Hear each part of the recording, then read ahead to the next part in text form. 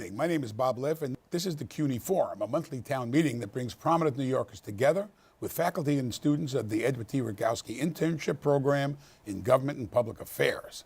When Will Rogers said, "I belong to no organized party, I'm a Democrat," he could have been talking about 2019, as Democrats are in the midst of an internecine battle over what the party stands for and who should lead it. There are echoes today of the 2016 battle between Bernie Sanders and Hillary Clinton for the Democratic presidential nomination, which exposed divisions that many think left Clinton damaged in a general election that saw the orange-haired man from Fifth Avenue win the White House. Sanders, an independent Vermont socialist who only registers as a Democrat to run for president, took an early lead this year in the money race for the 2020 nomination in a crowded field that includes senators, including our own Kirsten Gillibrand, former Vice President Joe Biden, Congress members, former cabinet officials, and at least one mayor in South Bend's Pete Buttigieg, and maybe another mayor who lives in Gracie Mansion. We saw those divisions last year as Democrats aligned with the Democratic Socialists of America took out veteran incumbents, including Alexandria Ocasio-Cortez's upset of Congressman Joe Crowley and 6 activists who unseated Democratic state senators in the Independent Democratic Caucus who had given Republicans effective control of Albany State Senate. Those tensions in Albany between old and new, center and left, were present but somewhat muted during the budget negotiations this year, but have flared in post-budget conference negotiations over legalizing marijuana, renter protections, and a host of other items that the governor was unable to sock into the state's $175.5 billion spending plan. Question for party leaders, and of course ultimately for voters, is whether an ideologically tinned fight for the soul of the Democratic Party will weaken it when going up against Republicans who appear already to have sold their souls to a president who stomps all over GOP orthodoxy that until the Tea Party revolution of 2010 opposed deficits and tariffs and supported internationalism and immigration.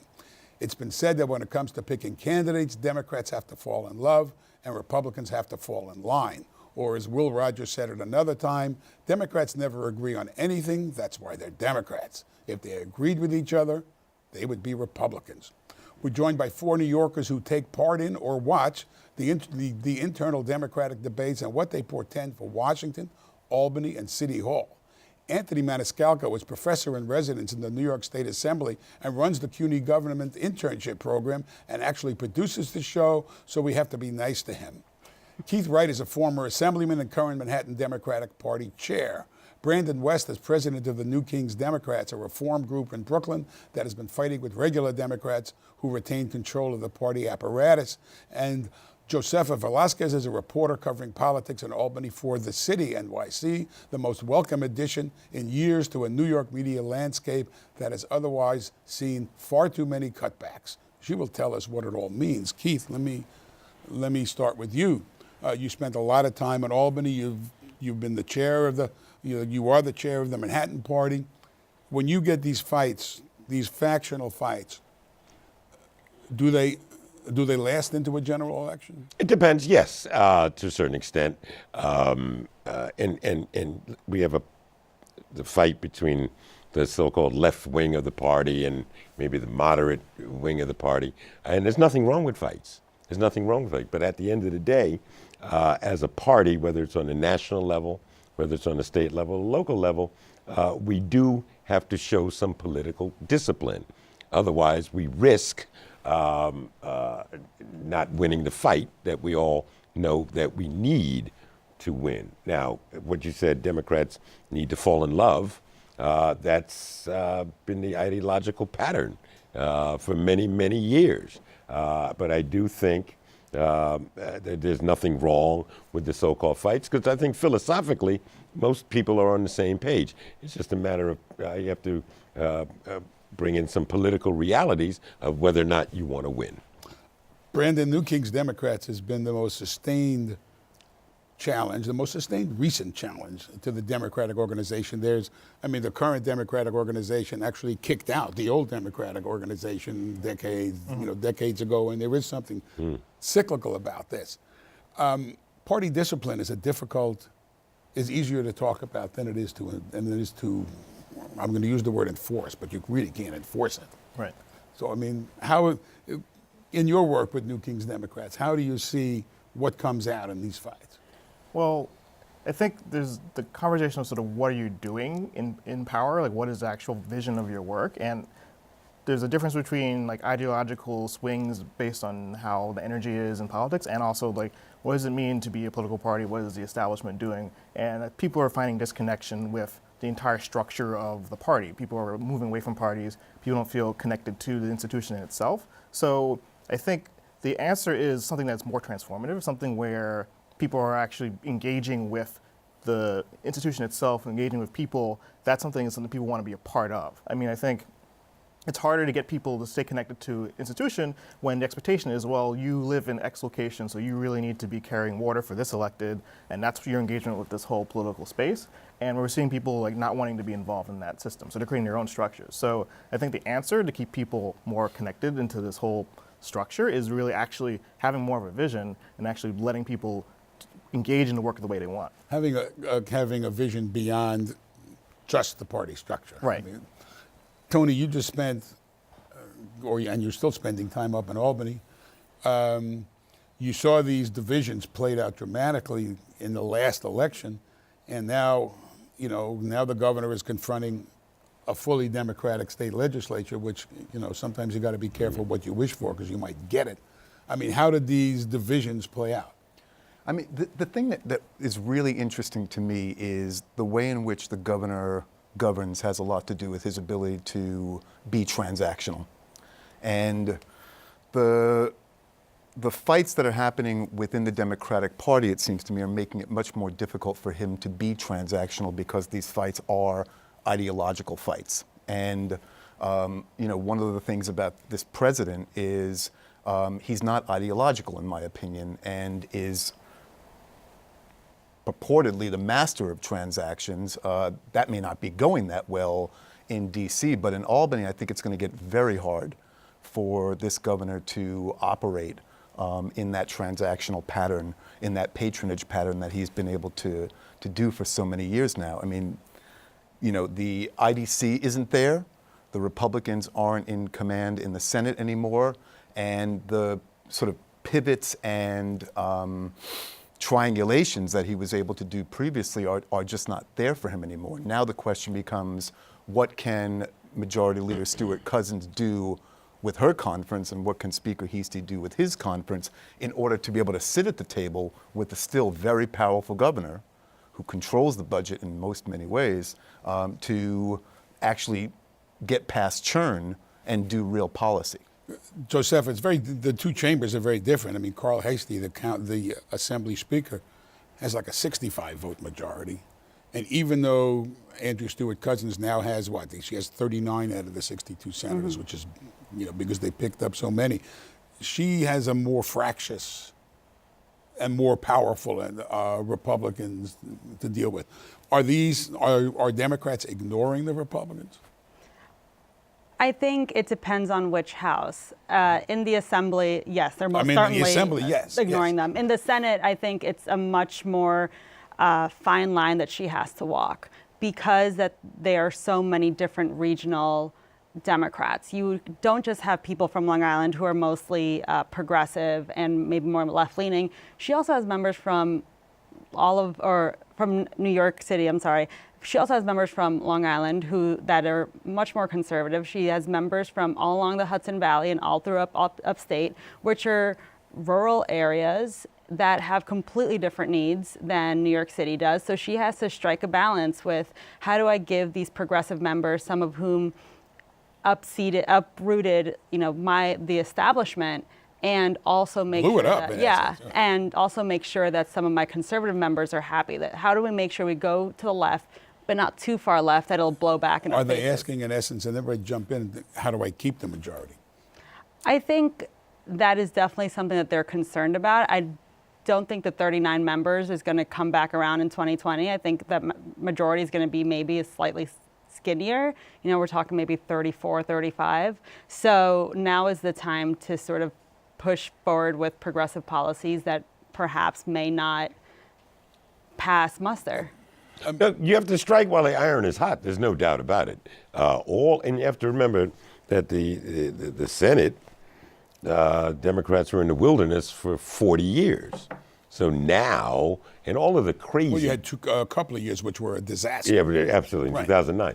But it got, like, for example, when I was chair of the Housing Committee In the assembly. in the New York State Assembly for many years, I was putting forth bills that I knew wouldn't even pass, whether it's against preferential rent, reining in MCIs, vacancy decontrol. These were all my bills. These are rent regulations. These are rent regulations, and now these bills will probably become law.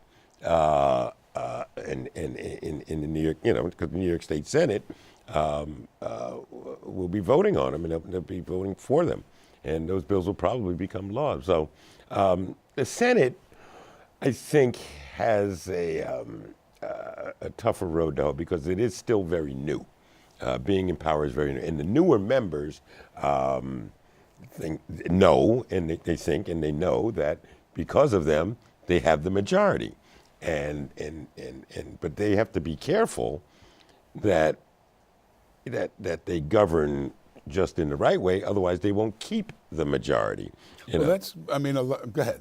No, well, I think that's true, but I do want to take a step back and acknowledge that some of the more progressive things that were being talked about in the budget didn't come out of the assembly. I mean, campaign finance reform, there was more support of that in the Senate, I feel. Oh, that's untrue. Let me tell you. disagree with that. I debated the campaign finance reform for 10 years. Right, but for like, 10 years, and we never we just did it because we knew it was good. Okay, so the assembly for a long time had the votes, but they didn't this time around. So like that's what Jesus was Right, saying. because right. and people I know have been talking to electeds, and they say that they're supportive, and then from what we hear on the Hill, like because I do some progressive like government lobbying up there, you hear things that are different in what they're saying in certain spaces. So we do have to acknowledge that the landscape of the assembly is different, and there's a lot of people who are saying that this progressive reform is going to be harder to come out of the assembly than in the Senate in some ways, based on who's there and why. That's probably true. And in part because the Senate can actually sign off on things that the Assembly puts forward, right? I mean, the public financing debate, for example. That was the point I was trying to make. The crazy stuff, the so-called crazy stuff that I was doing, that we were doing years ago, now is about to become reality, and people are now in the Assembly and wherever, they're putting on the brakes. Right, and they're all taking a step back and being like, okay, well, this can be real. How do we make sure that this isn't challenged in the courts? How do we make sure that we have the infrastructure in place to put all these things, into motion? How do you make sure that everything that was a pipe dream becomes reality and can stand the test of time? You also had, and I do want to switch to the presidential for a bit, but you do have the 800-pound gorilla who lives in the governor's mansion, who, once again, sometimes you got to be careful what you wish for because you're going to get it. And he thrived in that triangle, what Tony called the triangulation between the Republicans. The conflict, yeah. It's almost like your money. You have to put your money where your mouth is now. So. But I think he also thrives in chaos because he's able to see clearly a path forward in the way that maybe everyone else gets stuck in the minutia and in the infighting, and the governor knows how to create alliances with people and use them like off of each other to have these unions. And, for the transactional portion of him, understands what people want. And people, Well, I who are mean the people? When you politicians. say- right. They know what lawmakers want and what they want out of things. So he knows how to negotiate really well. And yet things are getting a little bit more interesting for executives like Cuomo and for the president, who, that's a different conversation because he's a master of the medium that I'm just about to talk about. Twitter and social media are really playing havoc in a lot of ways with the governor's governing ability. This transactional capacity that he has to do deals and to know where the power lies and to know when to lean in and lean back is one thing. And I think he's great, in analog space, in meat space. But he's kind of getting a shellacking on Twitter and other social media by some of these newer members, more progressive, much younger members who are willing to try to flout their power, or at least try to push back the governor by using these social media. And they've been taught by the President of the United States that you can actually do that you can toggle between physical space and social media space and actually accomplish things or block things, as the case may be. I think this governor's having a really hard time figuring out how to get around that. That whole, 35 questions thing has a lot to do with the advent of social media. He wrote a and how column this in the governor Washington is Post struggling with with these 35 newer questions members. he wanted answered. Yeah, I mean, and these folks are really good at them. And you can question whether Ocasio-Cortez's number of Twitter followers means anything, but it does change the debate among legislators and their interactions with the press, which then puts the governor in a very new position, one that he hasn't been in. So he's in a new position twice. He's got a Senate, a Democratic Senate, so he doesn't get to play with that relationship anymore. And he's got these newer folks, both in New York and nationally, who are waging battles with him on Twitter, and he's not really adept at that. Listen, I've known the governor a long time. You don't sell him short. I wouldn't. He's a fantastic student of the game of politics. He won't make the mistakes that his father made. He won't make the mistakes that Patterson's made. He won't make the mistakes that Spitzer has made. And he certainly won't make the mistakes that Pataki has ever made. So he's a great student of the game. If he's lacking in that department, he'll find a way. But the model is changing though, and it's changing Absolutely. pretty rapidly. And like when the governor running for re-election does, like, I think until really late in the campaign didn't get a single donation under $100. I think that's like reflective of the energy in terms of like what makes a campaign, what makes an idea or an issue successful, and you're usually using a lot of social media as a major medium for this. And we've seen that, like, okay, you can break down the system. Like, you only needed a couple thousand votes to keep a assembly seat or a city council seat or wherever, more so state politics, but keep a seat, and now that's changed. It's proven that like a good campaign, even if you have a not even perfect candidate, will get you through. But that didn't translate to Zephyr Teachout. It didn't translate to Nixon. Yeah. Nixon. It didn't translate at the state level. So the state system is still there in a substantive way, but that's being broken in some ways, and I think that's only going to accelerate. So I feel like the governor's in a really tough spot, but I do feel that if the party itself doesn't energize people at a basic level, like this activist community is going to create a new system. And that new system will be very different than what it was before, regardless of what it is. Yeah, I mean, and yet, I mean, the governor has another couple of things going from, which is one, institutions in general in New York, right? I mean, a lot of these newer members who, beat IDC members and beat other older legislators to get into the body, came into Albany and thwack got hit by the, sort of recalcitrance of how these institutions work in the legislature and in the executive branch. He's also got going for a minute, and you're right, I think he's an amazing student. This is the most political animal I've ever seen, He's also got the fact that many of these Senate Democrats from the suburbs that Josepha were talking about are kind of watching their backs, right? I mean, this 2018 thing is not a definite.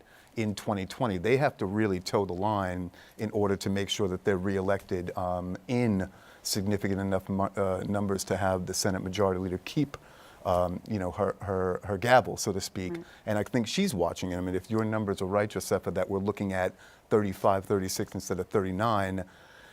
Senator Stewart Cousins is watching that stuff tightly and does not want to turn over the majority in those Long Island districts, which she carried surprisingly in some cases, and which she is aware are always, going to toggle between parties in an election year. Maybe 2020 is good news for her, but still, it's always tricky. I mean, the fight in the Democratic Party is ideological. It's generational. It's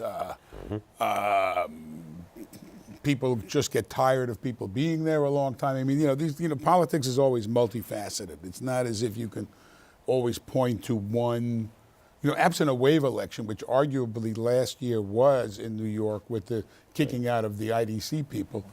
On the presidential level, assuming that Trump has a clear path to the Republican nomination, which absent impeachment he probably does, the Democrats are engaged. There are 20 Democrats running. You have a lot of candidates with campaigns with very sharp elbows, eyeing everybody else and trying to elbow everybody else out of the way. I mean, I'm a little surprised Kirsten Gillibrand hasn't gotten much more. Yeah, I am surprised too. Much more traction. Cares. She's got a really respectable. She's a really talented She's a really talented senator, and who knows what the mayor is going to do, our mayor is going to do. Are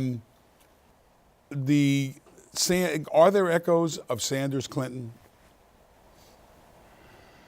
Are there people, I mean, there was one poll that said if Elizabeth Warren was the nominee, a certain percentage of Bernie Sanders supporters would not vote for her. They would vote for Trump. I think in some ways, yes, in that politicians and political camps are becoming incredibly tribal. And these are maybe some of the Bernie bros that are just like Bernie or bust.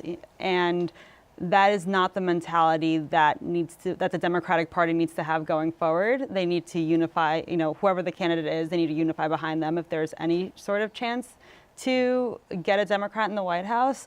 But this is part of this growing trend where it's just completely tribal at this point. People are very staunch in their candidate and their beliefs and are immovable forces. There's faults in every single one of them. Well, you also wind up, I always think, having watched politics for a long time, that there are candidates who really command respect, and then there are Republicans who demand respect and, demand support. And that's where, I actually see that in some of the Sanders people. Well, going back to your question, are we seeing, are there vestiges of the Sanders Clinton stuff? Well, I don't know if we really know yet. I mean, it seems like a lot of the other candidates. We have Biden. Yeah, I was going to get to that. But you have some of the, out of the 20, you have some of the folks that are trying to out Bernie. So there are a lot of, which Mayor de Blasio might do if he gets in. And then you have Biden coming in, who's got a long record. So I don't know if we've seen that yet. And because they're more, I guess, Bernie type folks, than you have the Biden folks, if you will. And so that's what's making, I think, probably Biden stand out, I guess, in some certain respect. But I think it's too early to say. I mean, so much has changed in the last few years, but I think that the actual message, progressive message, socialist message, is reaching people, and people are actually engaging for the first time. So I don't think we have the same dynamic that we had, with just one huge force that everyone was moving around and sort of responding to with Hillary Clinton in the race. But I think we also have a lot more people listening to activist messages, non-establishment messages. So people are looking for something. And I think that's the difference in this race, that it will be easier for a progressive candidate to come through. The fact is that it's been split so far means that this is going to be a really wild primary race. So I feel the dynamic of establishment, anti-establishment is still going to be there. And, progressive issues, you poll people on these issues, people are way out there on the left. When you talk about individuals or use the S word, people change their mind based on the image of these things. But if you actually keep it to policy, I think that this is going to be an election that's going to be more open to progressive ideas as usual, but just because of the nature of having, a clown car situation with candidates is right. But you're also talking about labels. I mean, part of what you're talking about is the socialist label, which was a killer for many years, and all of a sudden, at least among younger people, it's not that horrible a label. I mean, they're not as hung up on it as when I was growing up, politically in the '60s and the '70s. That was the kiss of death. It's not. But it also... It's a badge of honor now. Yeah, but it also... it's not quite a big, it's more complicated. I mean, what does it mean right now? I mean, we had Frances Piven on the show a couple of years ago. I mean, she's saying that... She's saying these people aren't socialists. Well, yeah, she's saying they're basically New Dealers, right? That this is just, a redo of the New Deal. And, I mean, I think as the Democratic primary wears on and people begin to... go after each other a little bit more aggressively and try to distinguish themselves by distinguishing their foes, invariably somebody's going to have to go out on a limb and point to why they're really putting out something like a socialist policy. I mean, what people seem to be dealing with now are lots of social issues, environmental issues.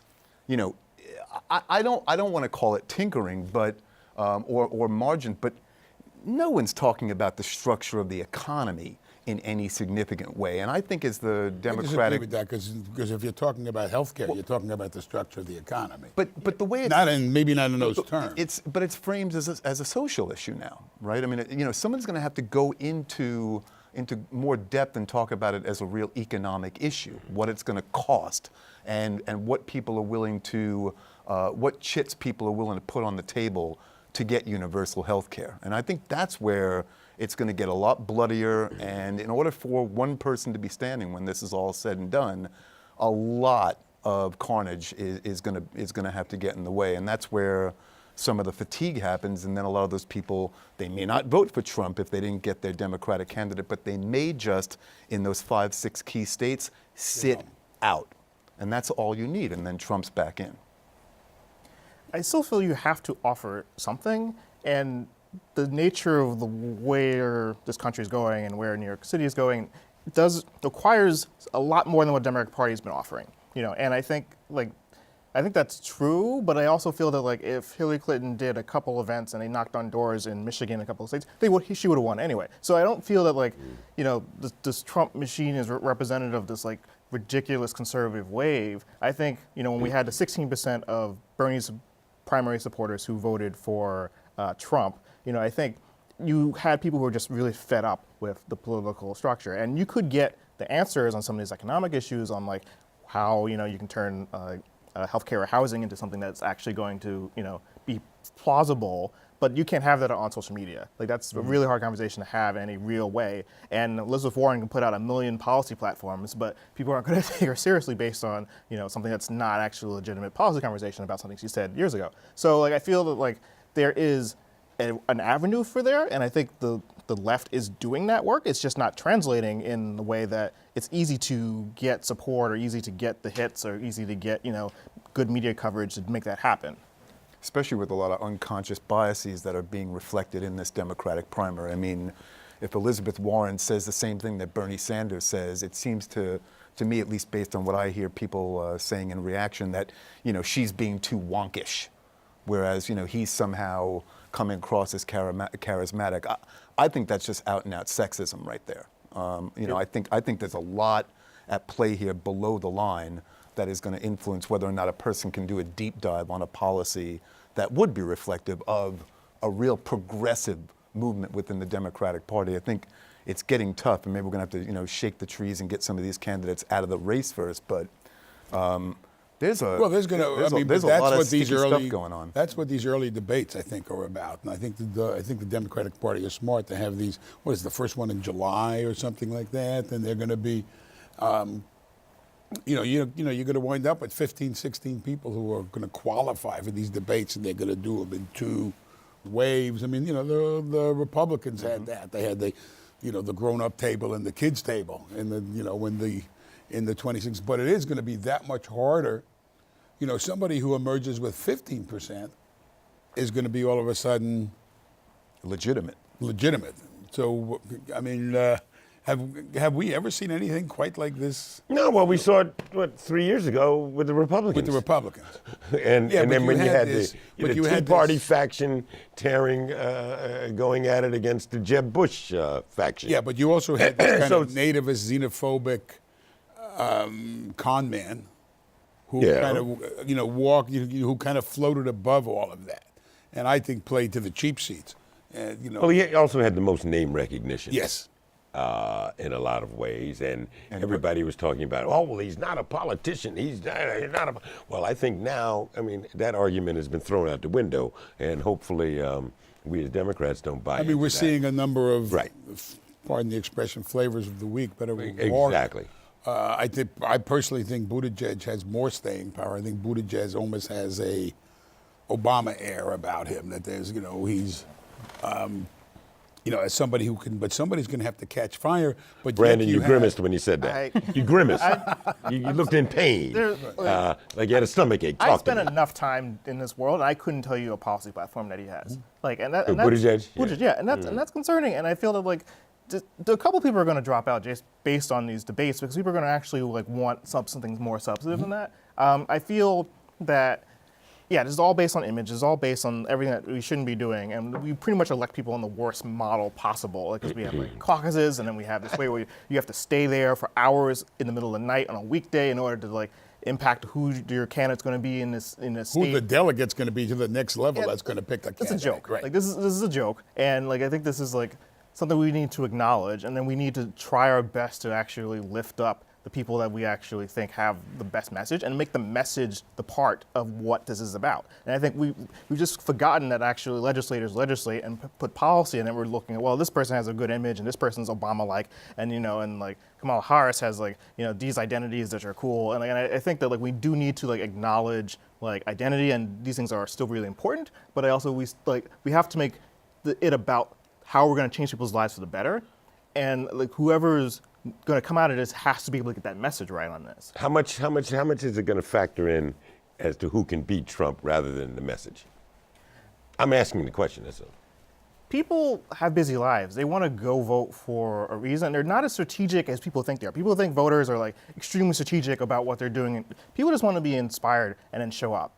People are willing to vote for someone is an idiot, because it was somewhat inspiring because it seemed something different than what they're used to. So like I feel that I don't. Well, he was kind of a screw you candidate on many levels. But I don't feel that the entire electorate's going to be moving towards who's beatable against Trump, and which I feel like a lot of people are saying like, well, we got to go for Biden because Biden's going to get the moderates in line. It's like the Democratic Party, we don't need to be making a message for other people's like who are connected to another ideology. We have to make a message that works the most for people, and I think that we've seen that the issues do break party line more than we thought they would historically. So you're saying message outweighs electability? I think we should not focus too much on electability because I think that's becoming more of a myth than what we originally thought it was. See, I think you have to combine the two. I'm not saying it's not a part of it. I think you have to combine it. But I think we're giving a little too much on what electability means because then we would never nominate a woman. We would never nominate a person of color, X, Y, and Z. We could do this forever, and I don't think we should. What do we think Tom Perez is thinking right now? I mean, there does seem to be a very tense relationship between having a record and having a message. I mean, the problem with having a record is you try to construct a message, but invariably, if you have a record, there's something in that record that contradicts the message that you're touting about yourself. So this is why a Buttigieg and a Donald Trump become such attractive candidates to a lot of people because you can't ever make that contrast. The analogy of, it's one thing to run in New York, it's another thing to run into the, Trump Democrats in Wisconsin and Ohio and Michigan. And you've got to appeal to them both. And things that appeal, there's an analogy to what you were talking about the Long Island senators versus the Hudson Valley senators. And, those of us who are New York City lunatics who are, much more progressive than a lot of, you see that playing out on the presidential level. You're talking about message versus electability.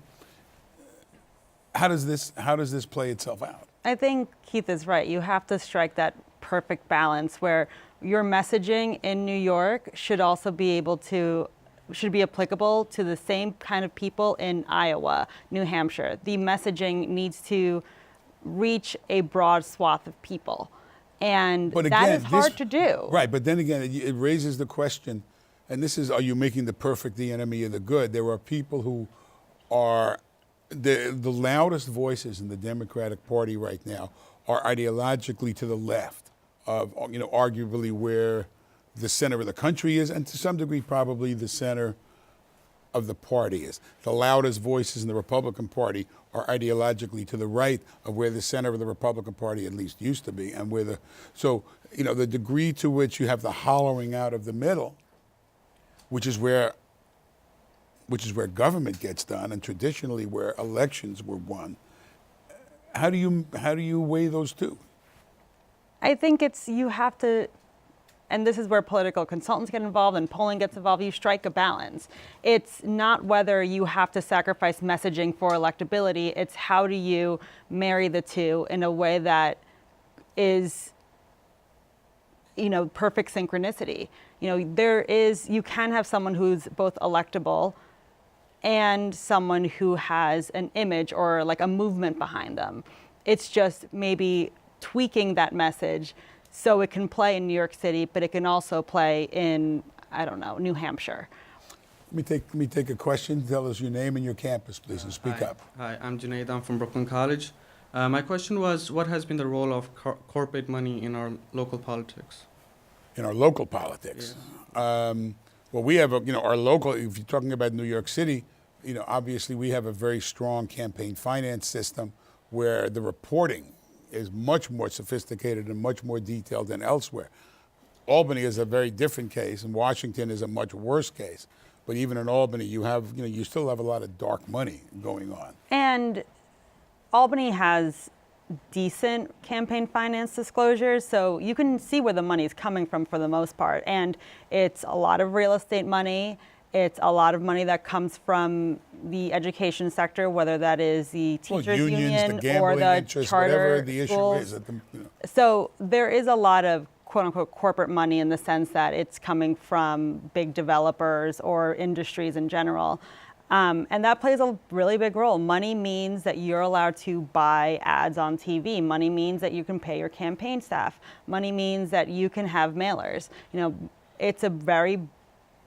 Money can win an election, make or break your election. And I think, and we've seen this time and time again, it's getting more and more expensive to run for office. And you have interest coming in, not only from from the state, you're having out-of-state interest come in. You're having developers who have nothing to do with the race in the outskirts of Albany suddenly donating heaps and heaps of money. And that's a very real thing that is occurring.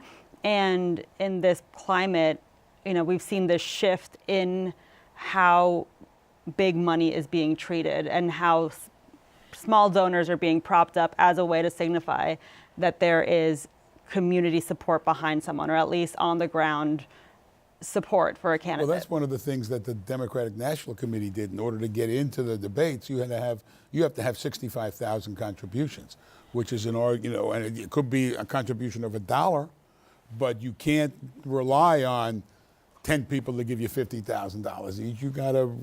I assume you think that's a good reform. Yeah, I don't think the DNC is sitting around thinking about how we can get money out of politics in a real substantive way. But I feel I think that's a good reform. But I think that there's still a lot of battles in all levels, like city, especially state. I think especially that is still a place where a lot of change has to happen at a national level. But the amount of money that's still being washing around, moving around, it's ridiculous. So it's impacting why we have the rent laws. It's why we have the policies that we have. It's full stop one of the bigger things if you want to have a more representative democracy. Yeah, as long as Citizens United is in place, we're looking at this regime for a while. And yet I'm torn because I keep thinking about 2016 and how everybody overestimated how much Trump was going to need to spend in order to be elected, right?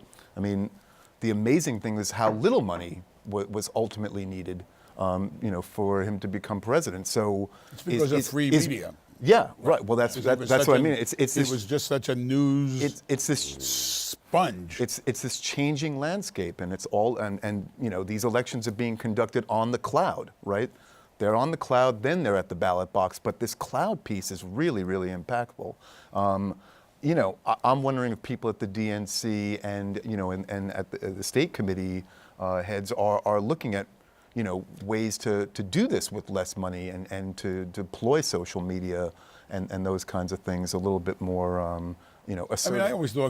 I've always thought that one of the odd things, here we are in New York City, it's actually in many ways cheaper to run for office, for a legislative or a congressional office in New York City, because you don't have to do TV. If I've got 10 congressional districts and I put an ad on TV, 90% of the people who are going to see it, it's useless. You do have some segmenting on cable in New York One. You can segment the audience, but the kind of over-the-air, network affiliates that you used to see all this advertising going on, it doesn't make sense in New York City. We're actually cheaper. I don't know about that. It's certainly anybody that runs for office, and I think I'm the only one here that's probably had their. One or two times. Right? Yeah, a few times I read vote. And TV helps. Listen, if you're an elected official, you're trying to become elected, you want as much exposure as you can get. And it's funny, I mean, listen, I've received the lower contributions. I've received the maximum contribution. And you know, my philosophy was always that when elected, people trusted me to make the right decisions. Not once did money ever enter into my mind how I was going to vote, ever. Now, I can't say that for everybody. But it just had no, I mean, had no bearing on how I voted.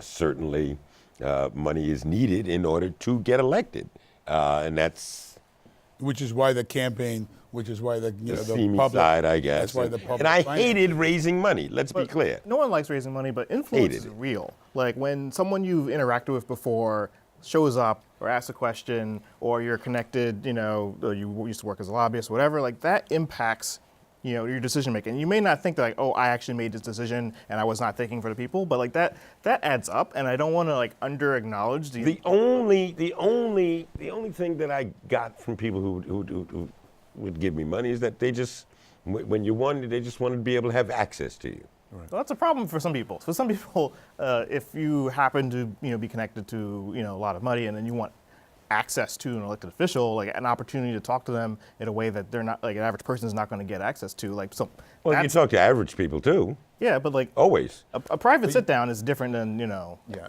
and familiarity those do, builds didn't the second time around, the third time around. Yeah. In Albany, the 16th time around, right? So it's access to begin, and then increasing familiarity and something like trust Yeah. that begins to emerge with these rates of incumbency, particularly in Albany, but I guess all around. in fact- It's a little, it's real.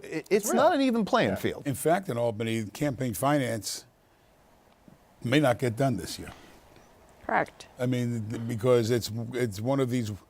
Everybody thinks it's a good idea until the rubber hits the road. I mean, you've been watching this. Yeah, we've seen this with a lot of things where everyone ultimately agrees on what needs to get done. It's just how we get there and the Marijuana intricacies legalization, a lot of of that, this stuff, right? right. And rent regulations. It's just the details of that have been really hard to figure out. And I mean, what Keith said earlier, the Assembly had been passing public campaign finance for years. And now there's suddenly this shock of, wait, this can actually happen? Right. We need to figure out how to actually do this and how much Right. it's going to cost and what sort of infrastructure needs to be in place and what happens with fusion voting, which allows candidates to run on multiple lines. Do they get public finance for every single line that they run on? And We then did a show on fusion voting, which I oppose, but that's a separate issue. and then you suddenly get to the fact that, okay, this could cost $500 million. And that's when everyone starts realizing this is a very real thing. And even if you had public campaign finance, independent expenditures are still legal. That's And those can raise and contribute an unlimited amount. So what does it say that you're going to use taxpayer funding for political candidates and put limits on that and have matching funds, but you can also just create an independent expenditure and just put it. I think limit in money. that context, I'm sure there are some newer members of the Assembly and some older members of the Assembly who approached Speaker Heastie and said, I'm not sure we should do this right now. I mean, this is really. Well, there are this some is elected really- officials who don't want to see the field leveled because that could fund challenges. to and them. then a three-term Assembly member is bringing a knife to a bazooka fight, given the independent expenditure piece. Yes, sir. Hi, everybody. My name is Timothy Draw. I'm from York College. I'm going to piggyback off of the first question, but do you think that private money and corporate money going into different campaigns is the cause of the fragmentation of the Democratic Party? To what money figures into the factionalization. How people view money figures into the factionalization, and is always an issue that's brought up. By in the last Senate elections, the real estate money that went to some of the independent Democratic caucus members was a major issue that they got beat up on. So. Of course, there's also union money, and a lot of those people will support positions that unions take. Well, I think you're right. I mean, a lot has to do with generational, too. A lot has to do with generational. In what sense?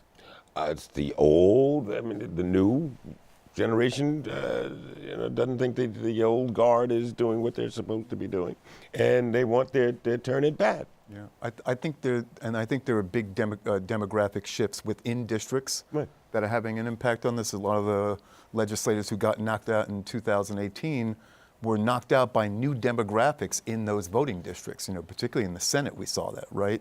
In Queens and on Long Island. And in Brooklyn. Yeah, absolutely, right. Bushwick, right? That was a big one. So, it's not just public-private. There's just a lot of change happening, generationally and in terms of how people are moving around the city and the state. And the gentrification also. Absolutely. Well, gentrification is one of the big issue. reasons why it makes it very complicated that you have a number of the anti-IDC candidates who got huge amounts of their votes from people who moved in as part of gentrification. It's one of the double-edged swords. I mean, I think gentrification is a real part of this equation, and I've looked at the maps, and there was some as someone who endorsed and supported candidates who ran against the IDC, some of that was I wish there was maybe more diversity in terms of these coalitions. But you have to acknowledge who some of these folks were. Jesse Hamilton is Jesse Hamilton, and I think He was a senator from Brooklyn. yeah, and the people, the alliances that he made and the way he governed impacted people wanting an alternative candidate there. Now, was the more affluent part of the district having some more support than probably people would think of? Yeah. So that was the part that kind of supported his incumbent. But as you talked about the Delons and how they've governed, North Brooklyn, I think that there is a narrative that's, hey, this person, is running politics a certain way in this community, and I'm an alternative candidate to that. That's still an important thing. You can't, if you have a beloved candidate, that's done everything perfectly, it's a lot harder to run this activist campaign against them. But so I don't want to say that oh, it's just a bunch of new people changing politics. There's actually a reality to sort of what the politics has been going on, and people wanting something different. Yes, ma'am. Yes, my name is Valencia Jackson, and I'm a student at John Jay College. I'm just curious as to why a socialist in America is taboo when in other countries it seems to work. Well, I mean, the question is, are these socialist or these democratic socialists, which is a very different concept. I mean, there's what's Social Security if not socialism? I mean, what is Medicare? Where we're all kicking money into it, and we take the money out. I mean, the term was a bugaboo, but we really talking about socialism? Is Bernie Sanders a classic socialist, or is Bernie Sanders a democratic socialist?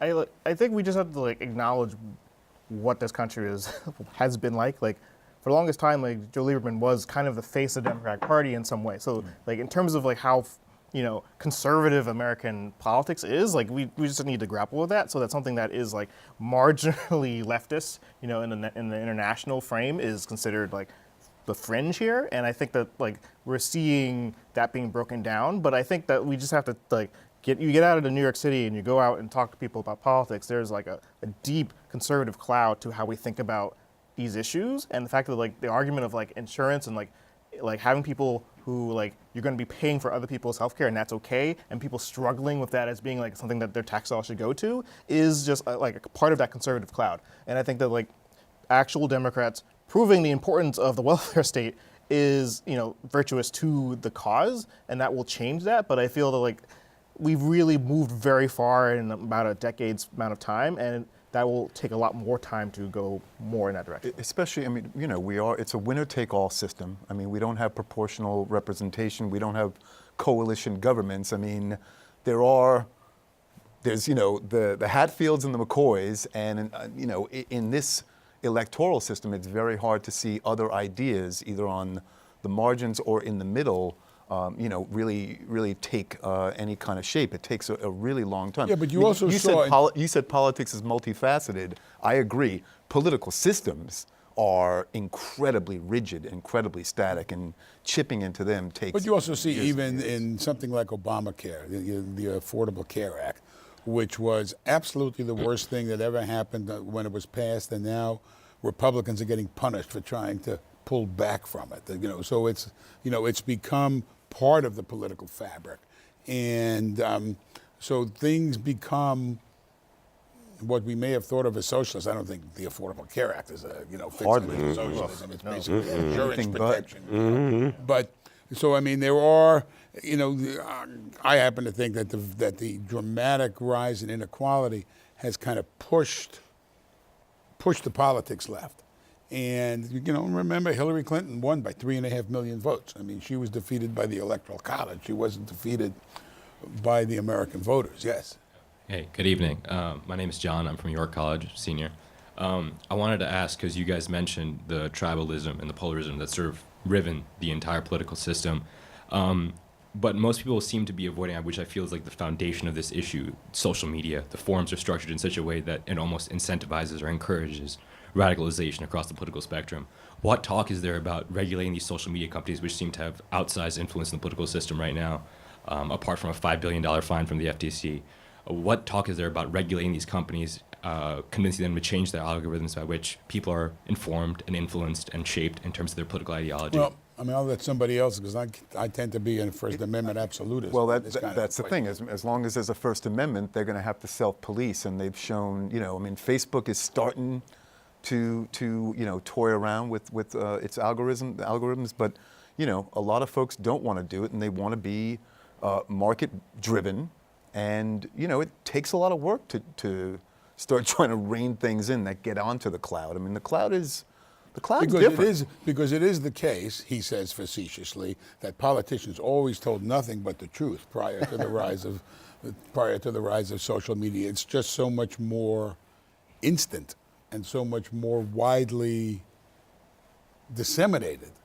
And now it was, and you have an increasingly ideologically polarized media.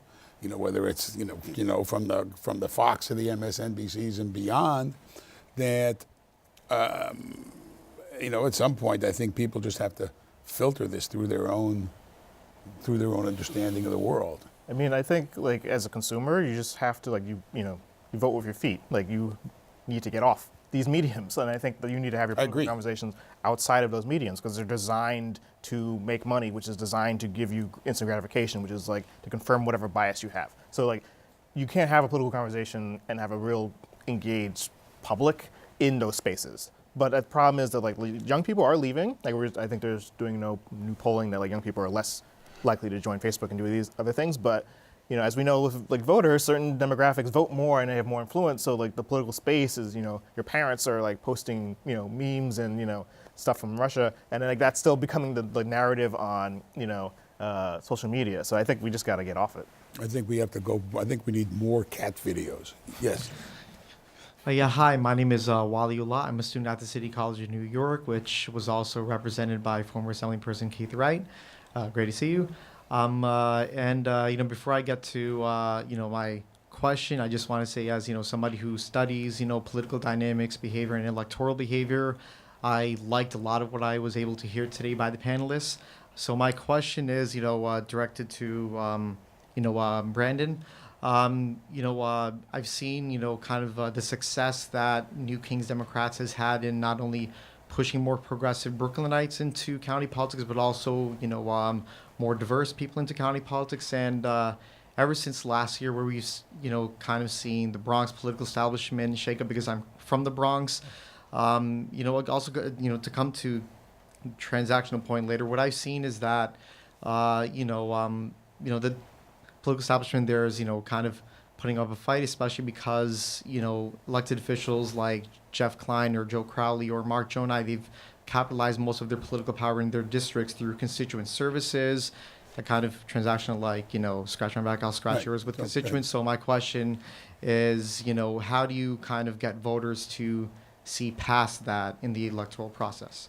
It's hard. Like generally, because the win number has always been low, because we've made it that way to disencourage engagement. So you really have to find a way to like have a message that actually resonates with people. And also it has to be block by block. Like when you actually get people involved in county committee, which is a thing, we have a thing called Rep Your Block, to get people engaged in the county party, that impacts the party structure, which impacts the machine and the establishment and the deal making. And when you actually get people to be a part of that system and actually see how ridiculous that space is, and like how much of a joke and how sometimes the party operates. It's like deals already made beforehand, and it's all show. Like you actually bring people into it, it starts to effectively change the dynamics of how the politics are in that place. So I feel the county politics space is the future in terms of actually bringing an activist community and a more engaged community into politics. But that's sort of our message, and we're trying to make that work by doing it in practice in Brooklyn. Talk about that. I mean, you have this political space that the reformers, for want of a better term, the reformers today, as opposed to the reformers who are now in charge, are trying to force their way in. We have about 30 seconds. I welcome it. Listen, New York County. You're the chair of the New York.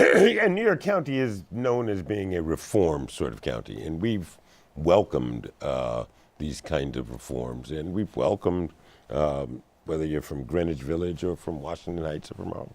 And we're seeing a surge of, we have something called the Manhattan Young Dems, and we've seen a surge that, and we've welcomed it, that they're running younger people for these county committee positions. You have to remember, a lot of times folks would get involved with the national politics, and really where people's lives are affected are on the local level of government. It's about to be over. Let me urge you all to go to thecity.nyc, which is a new journalism outfit, and there's not enough new journalism. And let me thank you all, and we'll see you next time on the CUNY Forum.